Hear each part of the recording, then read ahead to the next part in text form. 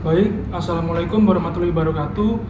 Perkenalkan, nama saya Rizky Putra dengan NIM 2018-10400. Pada kesempatan kali ini di sini saya akan membuat video wawancara untuk skripsi saya mengenai pada perusahaan Cipta Krida Bahari Logistik di Surabaya.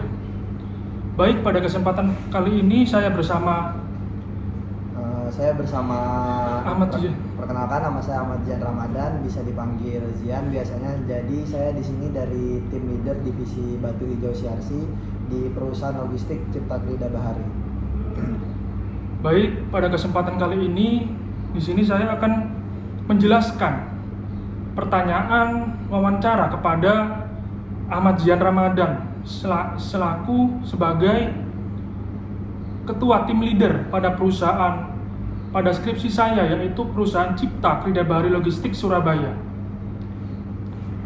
Baik, untuk Bapak Zian, di sini saya izin bertanya. Baik, sebelumnya di sini saya izin bertanya untuk mengenai wawancara skripsi saya terhadap perusahaan Cipta Krida Bahari Logistik Surabaya. Bisa dijelaskan bagaimana suatu fenomena dalam perusahaan Cipta Krida Bahari Logistik Surabaya yang bisa menyebabkan menjadi sebuah permasalahan terhadap perusahaan tersebut. Oke, baik, terima kasih sebelumnya Mas Arki. Jadi sebenarnya fenomena-fenomena yang ada di perusahaan itu begitu sangat banyak ya. Cuman aku ngambil fenomena di timku aja. Jadi yang pertama itu memang di sini bekerja kita itu banyak tekanan sebenarnya karena kita berhubungan langsung dengan customer. Jadi tekanan itulah yang membuat lingkungan kerja itu terkadang kondusif ataupun tidak kondusif. Terus yang kedua, ketika sebuah tim atau sebuah karyawan itu merasakan ketidakkondusifan di lingkungan kerja, mereka kurangnya motivasi untuk bekerja secara disiplin. Jadi di sini saya sebagai tim leader banyak menemukan tim-tim saya yang di tengah jalan terkadang melakukan sebuah job desk atau menyelesaikan sebuah standing itu tuh dia merasakan kayak kelelahan itu wajar sebagai manusia. Terus juga dia merasakan kayak under pressure dari customer ataupun dari atasan. Jadi banyaknya outstanding yang menumpuk sehingga mereka kurangnya termotivasi. Nah, sehingga motivasi itu membuat karyawan itu tidak disiplin. Nah, setelah karyawan merasakan tidak disiplinnya kurang, performanya menurun, jadi dia tuh mempengaruhi kinerjanya karyawan. Jadi dia semakin under pressure. Kebanyakan karyawan di sini tuh fenomenanya dia tidak lagi termotivasi untuk bekerja sehingga dia tuh menyangkut paut dengan kinerjanya dia gitu. Jadi dia kinerjanya menurun. Mungkin kebanyakan fenomenanya seperti itu sih. Baik, terima kasih atas jawabannya, atas responnya Bapak Zian. Kemudian di sini saya lanjut pertanyaan kedua, yaitu izin bertanya. Pertanyaan kedua adalah, bisa dijelaskan bagaimana datanya terkait fenomena perusahaan tersebut? Jadi mungkin kalau masalah kita berbicara tentang data, kita ambil aja dari tim saya. Tim saya itu ada sekitar, mungkin kalau misalnya untuk tim warehouse saja itu sekitar ada 84, termasuk belum termasuk 12 orang tim leader.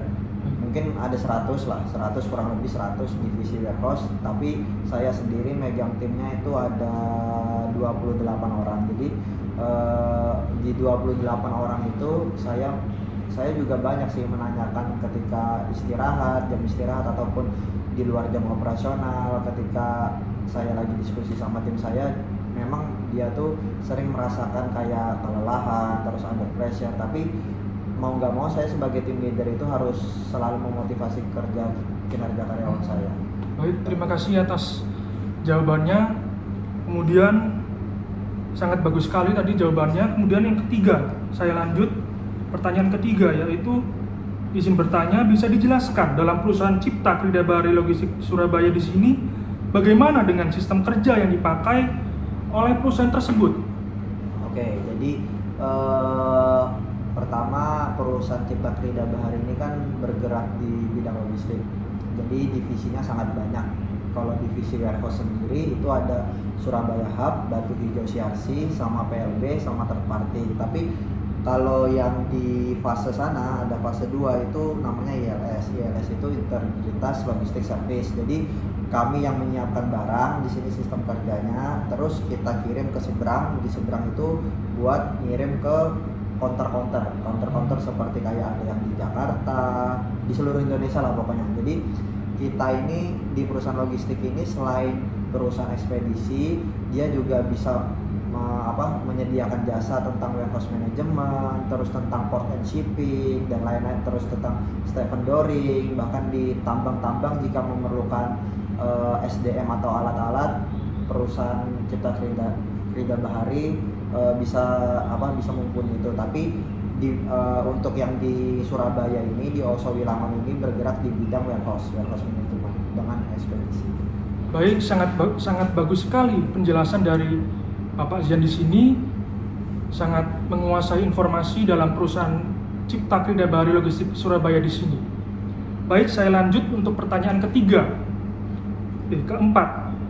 Izin bertanya, bagaimana dengan jumlah populasi seluruh karyawan yang ada di dalam perusahaan Cipta Krida Bahari Logistik Surabaya? Bisa dijelaskan berapa banyak total keseluruhan jumlah karyawan terhadap perusahaan Cipta Krida Bahari Logistik Surabaya yang telah dijadikan sampel tersebut? Oke, jadi kalau karyawannya Cipta Krida Bahari itu sebenarnya banyak ya, karena Cipta Krida Bahari itu tidak hanya di Surabaya aja, di seluruh Indonesia ada. Jadi mungkin kita ngambil di Surabayanya aja, terus di Surabaya pun tuh terbagi banyak divisi, divisi warehouse sama divisi ILS, terus sama divisi project. Cuman memang kalau saya sebagai tim leader kan saya dari warehouse ya, mungkin di warehouse itu sekitar ada kurang lebih 100 populasi. Baik. Kemudian di sini saya lanjut pertanyaan ke-5, yaitu adalah izin bertanya, bisa dijelaskan lebih spesifik, lebih mendalam dari jumlah populasi karyawan yang telah dijelaskan dalam pertanyaan sebelumnya. Bisa dijelaskan secara lebih rinci berapa banyak jumlah total populasi karyawan yang ada di dalam perusahaan Cipta Krida Bahari yang bekerja menjadi berposisi karyawan tetap, kemudian berapa banyak jumlah populasi karyawan yang bekerja menjadi berposisi karyawan kontrak, kemudian dan beberapa banyak jumlah populasi karyawan yang bekerja menjadi karyawan yang dimana karyawan tersebut bisa bekerja menjadi karyawan aktif bila perusahaan Cipta Krida Bahari Logistik Surabaya baru ketika ada proyek perusahaan tersebut, baru karyawan tersebut bisa bekerja. Oke, jadi di Cipta Krida Bahari ini ada 3 kontrak. Yang pertama karyawan tetap, yang kedua itu outsourcing, namanya outsourcing itu jadi karyawan kontrak. Yang ketiga itu KHL, kalau di sini namanya KHL itu adalah kerja harian lepas. Ketika Cipta Krida Bahari membutuhkan manpower, KHL ini harus bekerja. Tetapi ketika misalnya Cipta Krida Bahari perusahaan kita tidak ada project ataupun tidak ada penggawaian istilahnya, dia tidak bekerja gitu. Karena kan sistem KHL ini kerja harian lepas itu dia bayarannya per hari. Jadi kalau dia sehari nggak kerja dia juga nggak dibayar. Jadi bisa kapanpun kita pakai, kapanpun kita enggak. Tapi kalau yang kontrak ini sebenarnya sama aja dengan karyawan tetap ya, karyawan tetap. Tapi bedanya cuma di vendornya aja. Kalau kontrak ini biasanya dia pakai outsourcing, bukan under Cipta Krida Bahari langsung, tapi under perusahaan lain gitu. Terus tentang populasinya mungkin kalau seingat saya ya, karena saya ini tim leader, masih ada yang atasan saya yang ngurusin tentang SDM itu. Seingat saya dengan tim saya itu yang outsourcing itu ada 64 orang. Terus kalau karyawan tetap itu yang udah under PT itu ada sekitar berapa ya, 36 atau 37 kalau nggak salah, 36 atau 37. Terus sisanya itu kayak manpower kerja harian lepas itu tadi yang biasanya helm kuning itu, yang biasanya harian dibayar itu di sini di warehouse sendiri itu kurang lebih ada 50 lebih lah.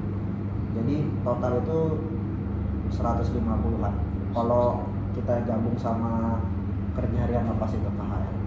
Jadi 150-an. Ya, kurang lebih 150-an, tapi untuk yang outsourcing dengan karyawan tetap kalau digabung mungkin kurang lebih cuma 100-an aja.